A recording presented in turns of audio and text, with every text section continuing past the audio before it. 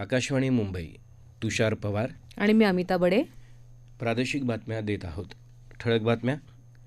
राष्ट्रीय अंतराळ धोरण 2023ला केंद्रीय मंत्रिमंडळाची मंजुरी. जगातली तिसरी लेझर आधारित गुरुत्वाकर्षीय वेधशाळा हिंगोली जिल्ह्यात औंढा नागनाथ इथं उभारली जाणार. घरगुती वापराच्या गॅसच्या दरांबद्दल सुधारित मार्गदर्शक तत्वांना केंद्रीय मंत्रिमंडळाची मान्यता. देशात कोविडचे रुग्ण वाढत असल्याच्या पार्श्वभूमीवर केंद्रीय आरोग्यमंत्री आज सर्व राज्य आणि केंद्रशासित प्रदेशांच्या आरोग्यमंत्र्यांची बैठक घेणार. राज्यातल्या 2600हून जास्त ग्रामपंचायतींमधल्या 2666 सदस्यपदांसाठी तसंच 126 सरपंच पदांसाठी पोटनिवडणुका जाहीर. येत्या 18 मे रोजी मतदान. आणि ऑक्सफॅम संघटनेची सीबीआय चौकशी करण्याची केंद्रीय गृहमंत्रालयाची शिफारस. केंद्रीय मंत्रिमंडळानं राष्ट्रीय अंतराळ धोरण 2023ला मंजुरी दिली आहे. या धोरणानुसार जगातील तिसरी लेझर आधारित गुरुत्वाकर्षीय वेधशाळा हिंगोली जिल्ह्यात औंढा नागनाथ इथं उभारली जाणार आहे. या वेधशाळेच्या उभारणीसाठी 2,600 कोटी रुपये इतका खर्च येणार आहे. केंद्रीय मंत्रिमंडळाच्या काल झालेल्या बैठकीत हा निर्णय झाला, अशी माहिती विज्ञान आणि तंत्रज्ञान मंत्री जितेंद्र सिंग यांनी बैठकीनंतर बातमीदारांशी बोलताना दिली. राष्ट्रीय अंतराळ धोरणामुळे देशाच्या अंतराळ विभागाच्या कार्याला चालना मिळेल.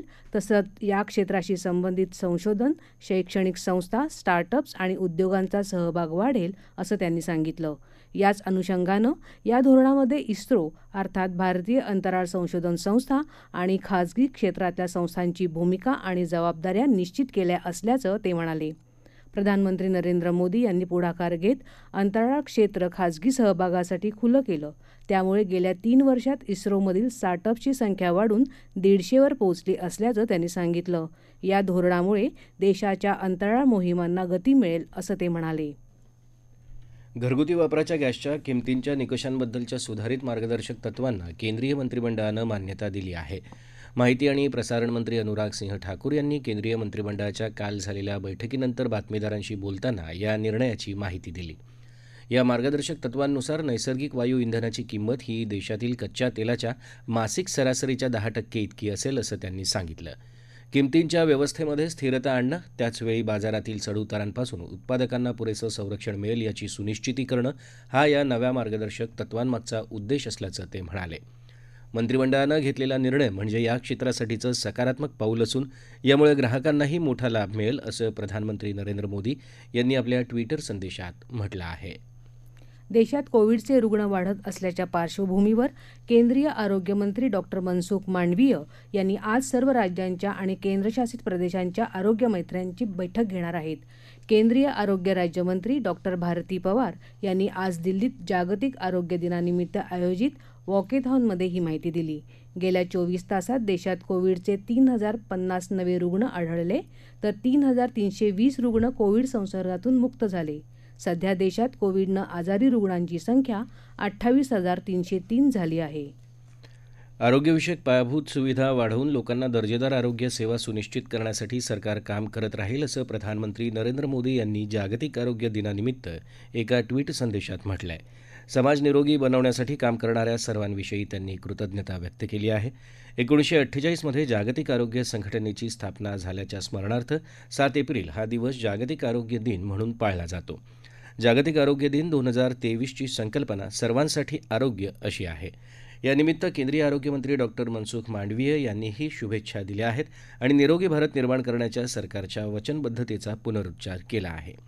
मुख्यमंत्री एकनाथ शिंदे यांनी राज्यातील जनतेला जागतिक आरोग्य दिनानिमित्त निरोगी आयुष्याच्या शुभेच्छा दिल्या आहेत. राज्यातील सर्वसामान्य नागरिक केंद्रबिंदू ठेवून आरोग्यविषयक विविध योजना विविध पातळ्यांवर राबवल्या जात आहेत, असं त्यांनी म्हटलं आहे. राज्यात आठवडाभर सुंदर माझा दवाखाना हा उपक्रम सुरू होत असून सामान्यांना दर्जेदार आणि गुणवत्तापूर्ण आरोग्य सेवा देण्याचं आवाहन मुख्यमंत्री शिंदे यांनी केलं आहे. आरोग्यविषयक आव्हानाला ताकदीनं सामोरं जाणाऱ्या आरोग्य क्षेत्रातील डॉक्टर्स, नर्स, आरोग्य कर्मचारी यांचे मुख्यमंत्र्यांनी आभार मानले आहेत. देशव्यापी कोविड प्रतिबंधक लसीकरण मोहिमेत आज सकाळपासून सुमारे 944 नागरिकांचं लसीकरण झालं. त्यामुळे आत्तापर्यंत लाभार्थ्यांना दिलेल्या मात्रांची एकूण संख्या 220 कोटी 65 लाखाच्या वर गेली आहे. त्यात 22 कोटी 72 लाखापेक्षा जास्त लाभार्थ्यांनी खबरदारीची रसमात्रा घेतली आहे. राज्यात आज सकाळपासून 126 नागरिकांचं लसीकरण झालं. राज्यात आत्तापर्यंत लाभार्थ्यांना दिलेल्या मात्रांची एकूण संख्या 17,79,00,000च्या वर गेली आहे. त्यात 96,60,000पेक्षा जास्त नागरिकांनी खबरदारीची लसमात्रा घेतली आहे. दर महिन्याच्या शेवटच्या रविवारी श्रोते ज्याची आतुरतेनं वाट पाहतात तो प्रधानमंत्री नरेंद्र मोदी यांचा सर्वांशी संवाद अर्थात मन की बात आता शतकपूर्ती करणार आहे. त्यानिमित्त ऐकूयात मन की बातमधला काही अंश. संस्कृत ही केवळ भाषा नाही तर आपल्या देशाचा समृद्ध सांस्कृतिक वारसा आहे. संस्कृतमध्ये विविध धर्मांचं साहित्यच नव्हे तर तत्त्वज्ञान, विज्ञान याविषयीचं ज्ञानही या प्राचीन भाषेत लिहिलं गेलंय. 26 ऑगस्ट 2018च्या मन की बातमध्ये प्रधानमंत्र्यांनी संस्कृत भाषेचं महत्त्व सांगितलं. हम सभी भारतीय इस बात पर भी गर्व करते हैं कि वेद काल से वर्तमान तक संस्कृत भाषा ने भी ज्ञान के प्रचार प्रसार में बहुत बड़ी भूमिका निभाई है. जीवन के हर क्षेत्र से जुड़ा ज्ञान का भंडार संस्कृत भाषा और उसके साहित्य में है. चाहे वह विज्ञान हो या तंत्र ज्ञान हो, कृषि हो या स्वास्थ्य हो, एस्ट्रोनॉमी हो या आर्किटेक्चर हो, गणित हो या मैनेजमेंट हो, अर्थशास्त्र की बात हो या पर्यावरण की हो. कहते हैं कि ग्लोबल वार्मिंग की चुनौतियों से निपटने के मंत्र हमारे वेदों में विस्तार से उल्लेख है.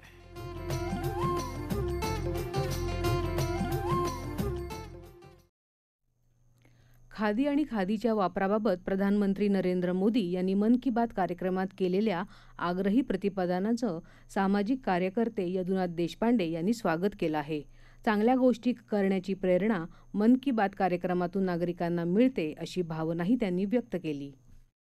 देशामधले जे बुनकर, ग्रामोद्योग करणारे, हातमागाचा व्यवसाय करणारे जे छोटे छोटे व्यावसायिक आहेत यांना एक रोजगाराची संधी उपलब्ध करून देऊन आपला देश हा स्वयंपूर्ण आहेच आहे पण तिथला व्यावसायिकही स्वयंपूर्ण होईल याचा प्रयत्न करण्याचा जो संस्कार नरेंद्र मोदीजींनी मन की बात मधनं दिलाय तो आम्ही स्वतःच्या जीवनामध्ये अंगीकारत आहोत. त्यामुळे अशाच प्रकारच्या अनेक मन की बात कार्यक्रमांच्या माध्यमातून अनेक संस्कारांची बीज समाजामध्ये रोवली जात आहेत. या प्रादेशिक बातम्या आकाशवाणीच्या मुंबई केंद्रावरून देत आहोत. आकाशवाणीच्या मराठी बातम्या www.newsonair.gov.in/मराठी या संकेतस्थळावर वाचता येतील.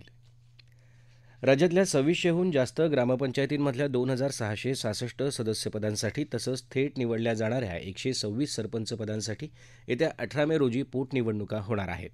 राज्य निवडणूक आयोगानं काल या निवडणुकांचा कार्यक्रम जाहीर केला. सदस्यांचं निधन, राजीनामा किंवा सदस्य अपात्र घोषित झाल्यानं या निवडणुका होणार आहेत. निवडणुकीसाठी उमेदवारी अर्ज 25 एप्रिलपासून भरता येतील, ज्याची मुदत 2 मेपर्यंत राहील. 3 मे रोजी अर्जांची छाननी होईल आणि 8 मे रोजी दुपारी 3 पर्यंत माघार घेता येईल. 18 मे रोजी मतदान आणि 19 मे रोजी मतमोजणी होणार आहे. 14 फ्रेंच कंपन्या 5,700 कोटी रुपयांची गुंतवणूक राज्यात करत असून त्याद्वारे 53,000 नवे रोजगार निर्माण होण्याची अपेक्षा आहे. IFCC अर्थात इंडो फ्रेंच चेंबर ऑफ कॉमर्सद्वारे आयोजित महाराष्ट्रात गुंतवणूक परिषदेत भारतीय आणि फ्रेंच कंपन्यांनी मुंबईत सामंजस्य करार आणि इरादा पत्रांवर स्वाक्षऱ्या केल्या. फ्रान्सचे कॉन्सुल जनरल सेरे शार्लेट आणि उपमुख्यमंत्री देवेंद्र फडणवीस यावेळी उपस्थित होते. $5 ट्रिलियन अर्थव्यवस्थेचं स्वप्न साकार करण्याच्या प्रवासात महाराष्ट्राची भूमिका महत्त्वाची असून राज्यातल्या औद्योगिक क्षेत्राच्या वाढीसाठी फ्रेंच कंपन्यांचं सहकार्य मोलाचं ठरेल असं फडणवीस यांनी यावेळी सांगितलं. आज गुड फ्रायडे. प्रभू येशू ख्रिस्तांनी अखिल मानवजातीसाठी केलेल्या बलिदानाची आठवण म्हणून ख्रिस्ती बांधव गुड फ्रायडे पाहतात. गुड फ्रायडे निमित्तानं देशातील विविध चर्चमध्ये प्रभू येशूसाठी विशेष प्रार्थना आणि धार्मिक कार्यक्रम होत आहेत. प्रभू येशूचं जीवन आपल्या सर्वांसाठी प्रेरणादायी असल्याचं सांगत प्रधानमंत्री नरेंद्र मोदी यांनी गुड फ्रायडे निमित्त केलेल्या ट्विट संदेशातून त्यांना आदरांजली वाहिली. गुड फ्रायडेनंतर येणारा रविवार इस्टर संडे हा दिवस प्रभू येशूंच्या पुनरुत्थानाचा म्हणून साजरा केला जातो. ऑक्सफॅम इंडिया या सामाजिक संस्थेनं परदेशी देणगी नियमन कायद्यातल्या तरतुदींचं उल्लंघन केलं असल्याचा ठपका ठेवत केंद्रीय गृहमंत्रालयानं या संस्थेची CBI अर्थात केंद्रीय अन्वेषण संस्थेकडून चौकशी करावी अशी शिफारस केली आहे. या संस्थेनं त्यांना परकीय देणगीपोटी मिळालेला निधी अनेक मार्गांनी इतर संस्थांकडे वळवल्याचं प्राप्तिकर विभागानं केलेल्या सर्वेक्षणात आढळलं होतं असं मंत्रालयानं म्हटलं आहे.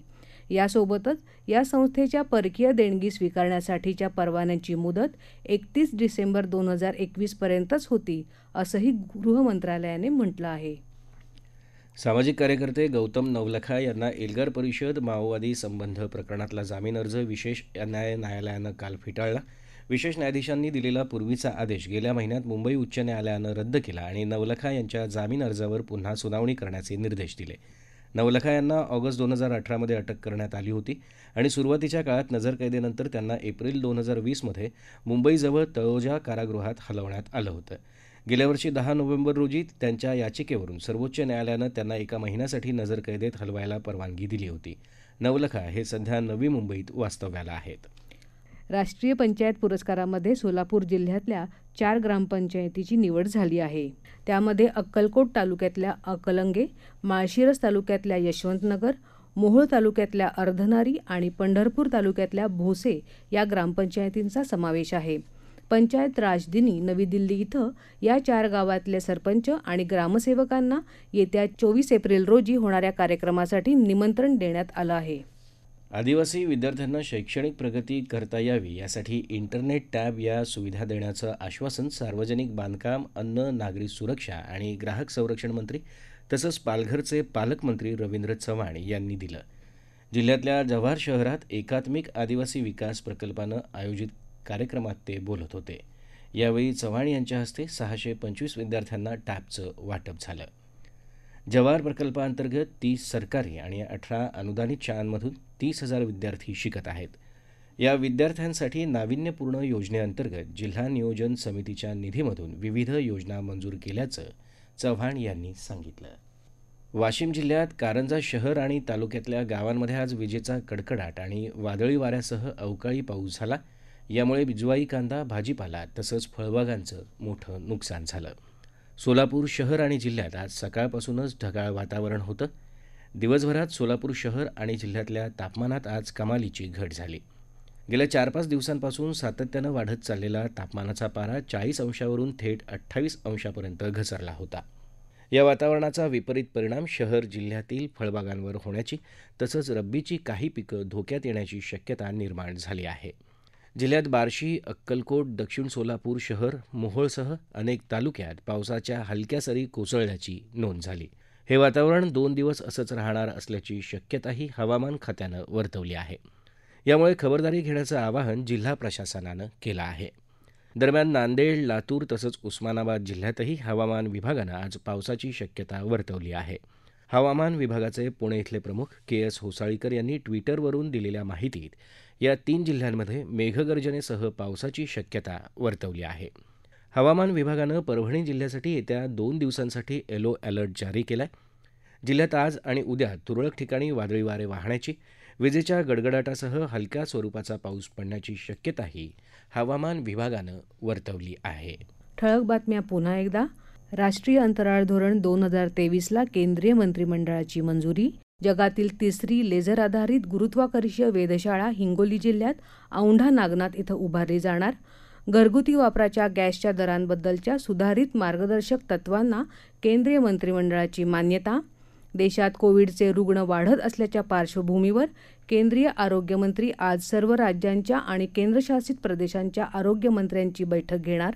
राज्यात 2600हून जास्त ग्रामपंचायतीमधल्या 2666 सदस्यपदांसाठी तसंच 126 सरपंच पदांसाठी पोटनिवडणुका जाहीर. येत्या 18 मे रोजी मतदान. आणि ऑक्सफॅम संघटनेची CBI चौकशी करण्याची केंद्रीय गृहमंत्रालयाची शिफारस. याबरोबरच आकाशवाणी मुंबई केंद्रावरचं हे प्रादेशिक बातमीपत्र संपलं. नमस्कार.